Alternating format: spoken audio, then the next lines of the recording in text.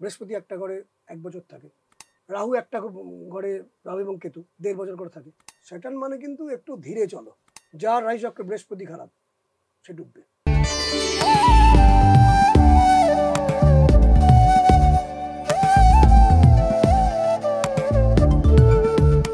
নমস্কার, আনন্দবাজার অনলাইনে আপনাকে স্বাগত জানাই। আপনি দেখছেন ড্রিম ডেস্টিনি অনুষ্ঠান, আমাদের সঙ্গে শ্রীমণি ভাস্কর।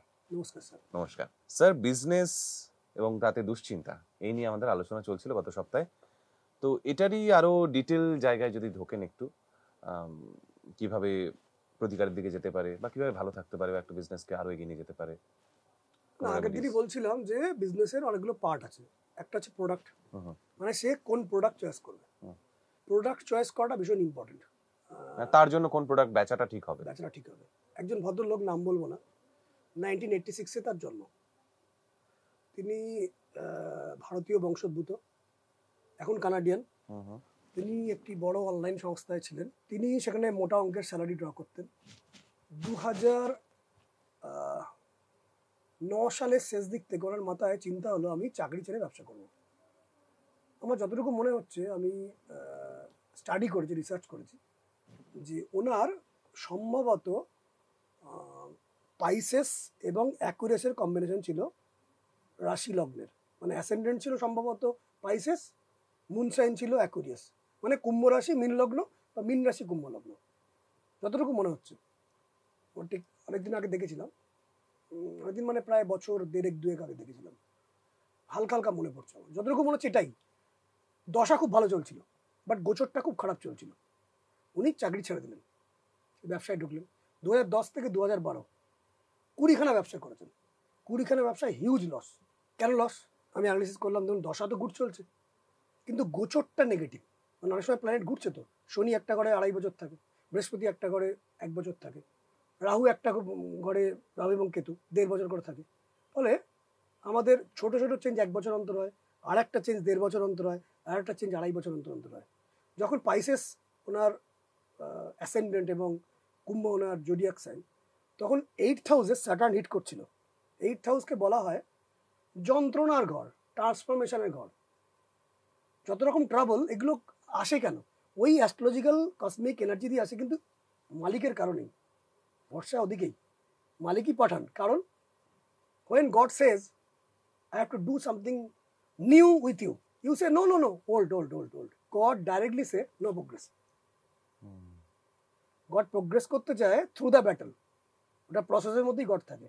থ্রু দ্য ট্রাবল, এর মাধ্যমে স্ট্যামিনা বাড়ানো, আপনাকে উপযুক্ত করা, পায়ের মাটিটা শক্ত করা, বীর দর্পে এগিয়ে যাওয়া, কোমরটাকে শক্ত রেখে নিজেকে দেখানো, এবং নিজেকে প্রোগ্রেস করা, সবাই বাড়া, এগিয়ে যাওয়া। চলো তুমিও এগো, আমিও এগোবো, জগৎ এগোবে। এটা হচ্ছে বিজনেসের মেন কাজ। এখানে বলছে স্পিরিচুয়াল একটা পার্ট থাকে, বিজনেসের লেবার পার্ট থাকে, মেন্টাল পার্ট থাকে, স্পিরিচুয়াল পার্ট থাকে। তো ওই ভদ্রলোক যখন স্যাটার্ন আস্তে আস্তে তুলা থেকে বৃশ্চিকের দিকে আসতে আরম্ভ করলো, রাহু ধীরে ধীরে ধনু থেকে বৃশ্চিক হয়ে আস্তে আস্তে তুলায় ঢুকলো, 13 থেকে ওনার জয় জয়কার। আজকে উনি বোধহয় $26 বিলিয়ন অধিপতি। তাকে হয়তো নকল করে এখনকার সমস্ত গ্রসারিস গুলো আসে, উনি গ্রসারিস চালান। সেই কোম্পানি সম্ভবত ইন্ডিয়াতে এখনো আসেনি, তাকে নাম ওই টাইপের কিছু এসছে এখানে, অন্য কোম্পানি। তিনি হচ্ছেন স্রষ্টা।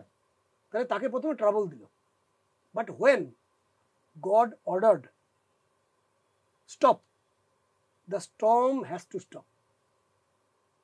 ফলে তার কাছে, ওই গডের কাছে, গডের এক্সটেন্ডেড হ্যান্ডসের কাছে প্রার্থনাটাও একটা বড় পার্ট।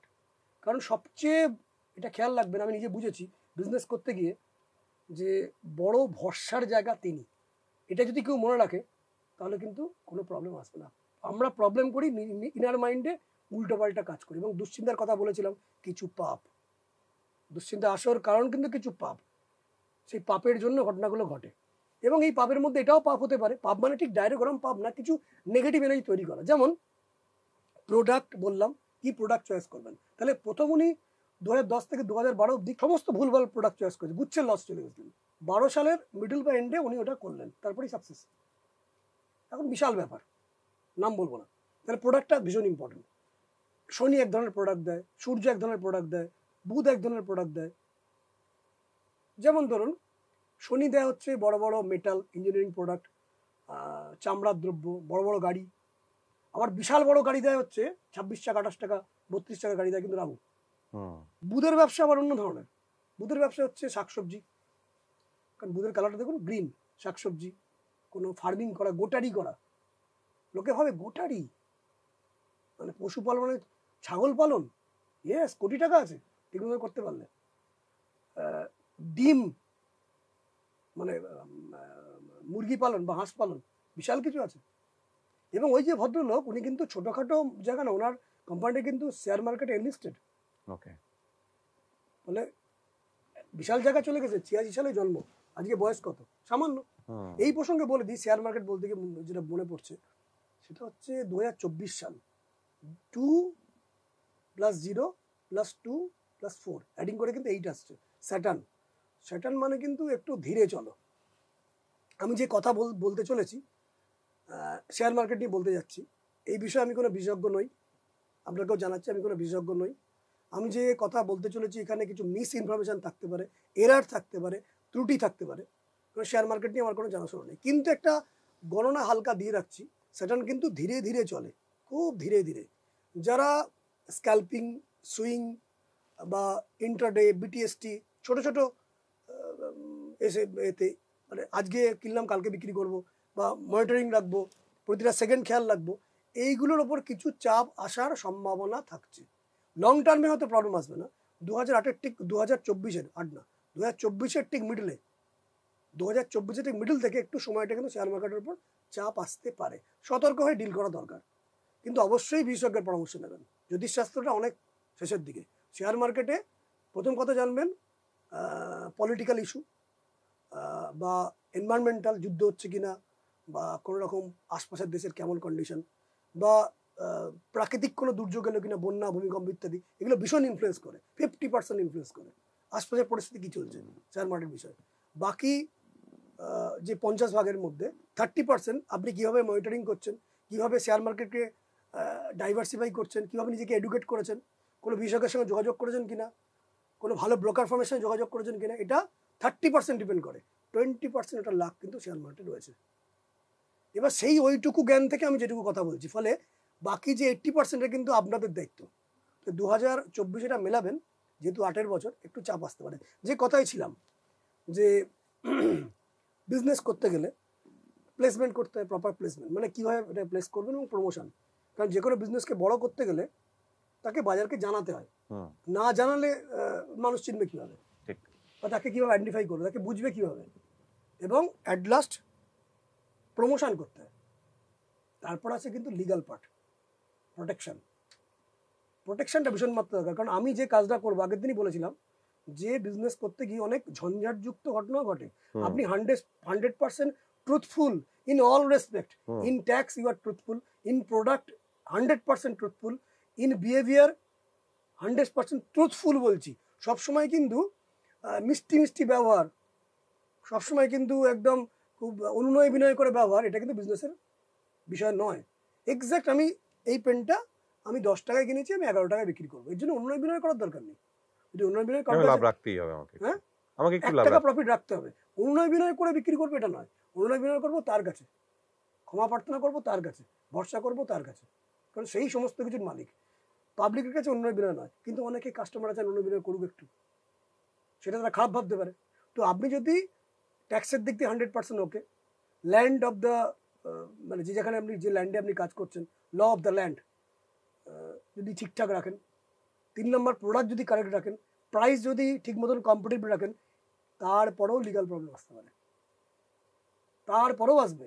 আপনি তো ঠিক, সবাই ঠিক কী করে বুঝছেন? আপনি ঠিক রাস্তা দিয়ে যাবেন, আপনি আপনার বাইক চালিয়ে যাচ্ছেন, আপনি পাশে দাঁড় করে রেখেছেন, কেউ দেশে মারবে ধাক্কা, কারণ it is the process of god. এইভাবেই কিন্তু ভগবান তৈরি করে। কোমরটাকে শক্ত করে বলে যে তুমি আর আগের জায়গায় বাচ্চা নেই বাবু। আমি অনেক সময় দেখেছি অনেক দেশে এরকম নিয়ম আছে কিছু কিছু মানুষদের ক্ষেত্রে, বাচ্চারা একটুখানি সামান্য বড় হলে তাকে কোনো সুইমিং পুলে নিয়ে গিয়ে বাচ্চাটাকে দুম করে ফেলে দেয়, সঙ্গে থাকে বাবা মা, দেখি তুমি কীভাবে সার্ভাইভ করছো, বিপদ হলে তুলে নেয়, গডরাম ফেলে। কারণ কি? আরো বড় অপরচুনিটি দেওয়ার জন্য তৈরি হতে হবে। তো তো সেই তৈরি হতে গিয়ে অনেক সময় আমরা বিপদে পড়ি। আপনি প্রতিকার কথা বলছিলেন, যখন এই জায়গা থেকে বিপদ আসে, তখন সেখানে ওই দেবতারই বা ভগবানের এক্সটেন্ডেড হ্যান্ডের দ্বারা কিছু কিছু সাপোর্ট নিয়ে সেই এনার্জিটাকে তৈরি করতে পারে। এবং অনেক সময় নিজেরা মানুষ তৈরি করতে পারে, রেমেডি লাগবেই না, কিন্তু 90% মানুষ সেখানে হাল ছেড়ে দেয়, সেই রাস্তা খুঁজে পায় না। সেই রাস্তাগুলো খুঁজে দেওয়ার দায়িত্ব সেখানে প্রতিকারের দায়িত্ব। এই প্রতিকার 70-80% কাজ করে যদি তারা পুরোপুরি মানে। স্যার, আপনি ব্যবসার 3টে পার্ট নিয়ে বলছিলেন। একটা হচ্ছে আপনার লেবার পার্ট, যেটা নিয়ে আমরা আলোচনা করেছেন, আর একটা স্পিরিচুয়াল পার্ট নিয়ে আলোচনা করেছেন, কিন্তু মিডলে যেটা বলেছিলেন যে প্ল্যানিং পার্ট, সেটা নিয়ে কিন্তু আলোচনা করেননি। আচ্ছা, একটা কথা বলে যে nothing is so powerful then a heavyweight idea when it works in right time. একটা হেভিওয়েট আইডিয়া ঠিক সময় যদি ওয়ার্ক করে যায়, কিন্তু বিরাট কিছু বিজনেসে চেঞ্জ হয়ে যায়। কারণ with action you will get only the food. With heavyweight action, with proper planning, আপনি কিন্তু ফরচুন পাবেন। তো এই ফরচুনের জন্য হেভিওয়েট আইডিয়া যেমন দরকার, পরিশ্রম যেমন দরকার, তেমনি প্ল্যানিংও একটা দরকার। প্ল্যানিং একটা পার্ট। বাস্তুর ক্ষেত্রে বাড়ির উত্তর পূর্ব কর্নার ভীষণ জড়িয়ে। বাস্তু যে দেবতাগুলো আছেন, পরের দিনও বলবো আমি, ঠিক বাড়ির সেন্টার থেকে উত্তর পূর্বের মধ্যে একটি দেবতা আছে ওই জায়গাটা আমি পরের দিন পারলে দেখিয়ে বোঝাবো। এবং বাড়ির দক্ষিণ পশ্চিম কর্নারে গন্ধর্ব বলে একটি জায়গা আছে, ডিভাইন একটা পার্ট দক্ষিণ পশ্চিম কর্নারের কাছে। এবং ভল্লাট বলে একটি পার্ট আছে উত্তর থেকে উত্তর পশ্চিমে, ঠিক মিডলে উত্তরের কাছাকাছি। এই 3টে পার্টকে খুব ভালো হতে হয়, না হলে ওই হেভিওয়েট আইডিয়াটা আসে না, মাথায় আসবেই না আইডিয়াটা। আর আইডিয়াই কিন্তু চেঞ্জ করে। প্ল্যানিংয়ের মধ্যে যে ঘটনাটা থাকে সেটা হচ্ছে সেখানে কিছু প্ল্যানেট রয়েছে। যেমন আমি কি চয়েস করছি, কি ডিসিশন নিচ্ছি, বা কি ডিমান্ড করছি, কিভাবে ডিল করছি, এটা ব্যবসার কিন্তু একটা বড় পার্ট। এটা দেখে হচ্ছে মুন। এবার একটা হরোস্কোপে যখন জন্মকালীন মুন এক ধরনের অবস্থায় থাকে, দশা পরিবর্তনের সাথে সাথে মুনের পরিস্থিতিও চেঞ্জ হয়। যেমন আজ থেকে কিছুদিন আগে যখন ঠান্ডা পড়েনি, তখন এক ধরনের আমরা ছিলাম। ঠান্ডা পড়ার পরে অনেক বাড়িতেই কিন্তু ফিভার হতে আরম্ভ করলো বা সর্দি এসে গেল। তেমনি হরোস্কোপও কিন্তু জন্মকালীন চন্দ্রের সাথে বর্তমানে চন্দ্র দেখতে হয় কেমন আছে। তো যখনই চন্দ্র খারাপ হতে আরম্ভ করবে, আপনি ভুল চয়েস করবেন, ভুল কমেন্ট করবেন। আর বিজনেসে ভুল কমেন্ট করা বা মন্তব্য করে দেওয়া মানেই হলো আপনার সুখকে, আপনার প্রফিটকে অন্যের হাতে আপনি দিয়ে দিলেন, আপনি খেলনা হয়ে গেলেন। তাহলে মন্তব্যটা ভীষণ ইম্পর্টেন্ট। এটা চন্দ্র। নেক্সট হয় শুক্র হচ্ছে আপনার কাটসিকি, আপনার সোশ্যাল কন্ট্যাক্ট কেমন, আপনি কিভাবে লোককে বিহেভ করছেন, অন্তত বাইরেরটা। ভেতরে তো ট্রুথফুল থাকতেই হবে, না তো হবে না, কিন্তু বাইরেরটাও ভীষণ মাত্রায় ইম্পর্টেন্ট। এবং এর পাশাপাশি আপনি কিভাবে লোককে পুরোটাকে বুঝিয়ে আপনার দিকে আনতে পারছেন। আমি আগের দিনই একজনকে বলছিলাম, এই অফিসেরই একজনকে, যে কিভাবে বিজনেস করতে হয়, বিজনেস মানে কি দেখেন, তার থেকে আমি শিখেছি যে একটা দোকানে হরেক রকম কুকুর আছে, হরেক রকম কুকুর। এবং একজন ভদ্রলোক এসছেন কুকুর কেনার জন্য, দম্পতি এসছেন। এবার দম্পতি যে কুকুরের মানে বাজেট দিচ্ছেন, সে বাজেটটা বড় বাজেট। মানে ফলে যে সেলার, সে আন্দাজ করছে প্রফিটটা আমার বড় লেভেলে হবে এবং বড় মানে ব্রিডের আমি জিনিস বিক্রি করতে প্রফিট লেভেলটা অনেক বড়, কিন্তু তাদের পছন্দ হচ্ছে না। বাচ্চা কুকুর বিভিন্ন ব্রিডের, ওরা বলছে আমার এই দামটা আমার বাজেট, যে বাজেটটা দেখে বুঝছেন যে এটা বিক্রি করতে পারলে আমার বড় প্রফিট আসবে। তো কিছুতেই উনি বিক্রি করতে পারছেন না ভদ্রলোক। তো দূর থেকে ওনার বাবা ছিলেন, উনিও বিক্রি করেন, উনি হিসাব করছিলেন। উনি আলোচনা করলেন, হ্যাঁ বলুন আপনি কি চাইছেন না চাইছেন, পছন্দ করাতে পারছে না। তো ওই ভদ্রলোক, যে বয়স্ক ভদ্রলোক যিনি এক্সপিরিয়েন্সড, তিনি একটা ওই ভদ্রমহিলাকে দেখে ফিল করে, ব্যবসাতে ফিল ভীষণ ইম্পর্টেন্ট, ফিল করানোটাই তো কাজ। ব্যবসায় ফিলটা সেল হয়, ব্যবসায় ইমোশন সেল হয়।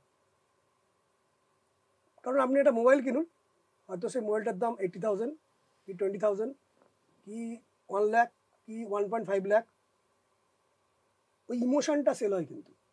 কারণ ওই মোবাইলটাই 6 মাস বাদে কিন্তু ওই দামে থাকবে না, আপনি কিন্তু ইন্ট্যাক্ট রেখে দিয়েছেন, তাহলে ইমোশন সেল হয়েছে। কিন্তু সমস্ত জায়গায় ইমোশন ফিল সেল হয়। ওই ভদ্রলোক কি করলেন, ওই ভদ্রমহিলাকে রিড করলেন, কারণ এই কুকুর কেনার উদ্যোক্তাকে হাজব্যান্ড না ওয়াইফ, উনি ফিল করলেন কথা, উনি শুনছিলেন। বিজনেস এটা ভীষণ জরুরি, ফিল, এই ফিলটা দেয় শুক্র, অনুভব। ওই ভদ্রমহিলাকে রিড করলেন যে মনে হচ্ছে এই ধরনের কুকুর ওনার ভালো লাগবে, ওনার যে অ্যাটিচিউড, ওনার যা চেহারা, ওনার যা কথা, একটা বাচ্চা কুকুরকে ওনার করে দিয়ে দিলেন, জাস্ট করে মানে দেখুন না আপনি যান দেখুন কেমন লাগে। ওই যে ভদ্রমহিলা ফিল করতে আরম্ভ করলেন, উনি পেটকে নিজের সন্তান মতন ফিল হলো, ওয়ার্মটা, উষ্ণতা ফিল করলেন, সেল হয়ে গেল। যে সেলটা করার জন্য 8 ঘন্টা ধরে চলছিল, এটা না ওটা না পছন্দ না, জাস্ট টাচ, এটা দেয় ফিল। এই ফিলটা কিন্তু দেয় শুক্র। বলে বিজনেসে ফিল করাটা ভেরি ইম্পর্টেন্ট, যে আপনি কি পাবেন। নেক্সট বিজনেস এটা ভীষণ মাত্রায় ইম্পর্টেন্ট, সেটা হচ্ছে বৃহস্পতির support at the time of crisis. Survival প্রসেসটা ভীষণ ইম্পর্টেন্ট। যখন সব চলে যাবে, আমার কি ব্যাকআপ আছে? যার রাইজ চক্রে বৃহস্পতি খারাপ সে ডুববে, যার রাইজ চক্রে গুরুচণ্ডালী দোষ আছে, মানে বৃহস্পতি রাহু একত্র, বৃহস্পতি কেতু একত্র, বৃহস্পতি নিচস্থ, বৃহস্পতি ড্যামেজড, বৃহস্পতি সাধারণত 3rd হাউসে, 6th হাউসে, 10th হাউসে ড্যামেজ হয়, 12 হাউসেও কিছু কিছু কারণে ড্যামেজ হয়। এদের কিন্তু ক্রাইসিস ব্যাকআপ প্ল্যান থাকে না, বা ক্রাইসিস যে ব্যাকআপ রেখেছিলেন সেই জায়গাটা ভরসাযোগ্য নয়, বা ভরসাযোগ্য ছিল তখন দশা ভালো চলছে না, বা যে নিউমোলজিক্যালি আমি শিখিয়েছিলাম একটা সামনে যে ইয়ারটা কোন সালটা কেমন যাবে, সেই সাল অনুযায়ী 7-এর বছর চলছে, বা 4-এর বছর চলছে, বা 2-এর বছর চলছে, কিছু ক্ষেত্রে 8-এর বছরও একটু একটু গন্ডগোল দেয়, সেগুলো আগে থেকে সাবধান হতে হবে। যখন পুরো এই জায়গাটা পুরোপুরি ঠিক হয়ে যাবে, তখন আপনার এই প্রসেসগুলো তৈরি হবে, যেটা রেমেডির মাধ্যমে আমরা করি, এবং এটা কিন্তু প্লে করে। তার মধ্যে ব্যবসার ক্ষেত্রে ভক্তিভাব আসবে, ব্যবসা ক্ষেত্রে ভক্তি ভীষণ জরুরি, যে কাজটা করছেন ভীষণ ভক্তি দরকার। দ্বিতীয় হচ্ছে অনুসন্ধান বোধ আসবে, পর্যালোচনা করবেন আপনি, পরিশ্রম করার ক্ষমতা বেড়ে যাবে, সংযম ভাব বেড়ে যাবে, আপনার মধ্যে ইচ্ছা শক্তি বাড়বে, এগুলো মানি অ্যাট্রাক্ট করবে। এবং এর থেকে যখন আপনি করছেন, একটা কথা বলা হয়, lack of information is equal to lack of opportunity, lack of progress. যখন আপনি পর্যালোচনা করছেন, ম্যানেজ করছেন, অনেক কিছুকে বুঝছেন, বুঝে কিছু জিনিসকে ইগনোর করছেন হালকা করে, যাকে ইগনোর করা হচ্ছে সেজন্য কিছুটা বুঝলো হয়তো, কিন্তু ভারী কিছু হলো না, কোনো জিনিসকে অ্যাকসেপ্ট করছেন, কম্প্রোমাইজ করছেন, ভুল জিনিসকেও কম্প্রোমাইজ করছেন, মানে বুঝতে পারছেন না ভুল, মানে এটা বিজনেসে আমার লস হচ্ছে, তাকে এটা বলিনি, তবুও কিছুটা কম্প্রোমাইজ করা বৃহত্তর স্বার্থে। যখন এটা করবেন, অ্যাকসেপ্ট প্রপারলি করবেন। এবং বিজনেসের আরেকটা বড় বিষয় হচ্ছে লোন। ভুল জায়গা থেকে লোন নিয়ে না, ভুল সময় লোন নিয়ে না, পরিমাণটা যদি ভুল হয়ে যায়, ভুল কাজের জন্য লোন হয়ে যায়, সেখান থেকে লিগাল ডিসপিউট আসবে। এতগুলো বিষয় রয়েছে, এই বিজনেসটা একটা এপিসোডে বলা সম্ভবই না। অলরেডি 2টো এপিসোড হয়ে গেছে, আরো হয়তো এপিসোড করতে হবে আমাকে এটা বোঝানোর জন্য। না, দরকারও এরকম এপিসোড এলে অবভিয়াসলি যারা দেখছেন আমাদের দর্শক শ্রোতা বন্ধুরা, তাদের উপকার তো হবেই। তো আজকের এপিসোড এখানেই শেষ করছি, এই আলোচনা চলতেই থাকবে। স্যার আশা করি আরো পরের পর্বে আলোচনা করবেন। যারা দেখলেন তারা অপেক্ষা করুন পরের এপিসোডের জন্য। ভালো থাকবেন, নমস্কার। নমস্কার। Profit and loss, liabilities and asset, gross profit কত, educated people, uneducated people, low educated people, high educated people. Sun মানে হচ্ছে মেডিকেল লাইন, যত health sector, medicine, medical sector, টোটালটাই সান। শুধু তাই না, সানের আরও অনেক কিছু প্রোডাক্ট আছে। সানের মধ্যে কপার আছে, সানের মধ্যে কেমিক্যাল প্রোডাক্ট আছে, যে কেমিক্যাল প্রোডাক্টগুলো দিয়ে পরবর্তীকালে মেডিসিন তৈরি হতে পারে।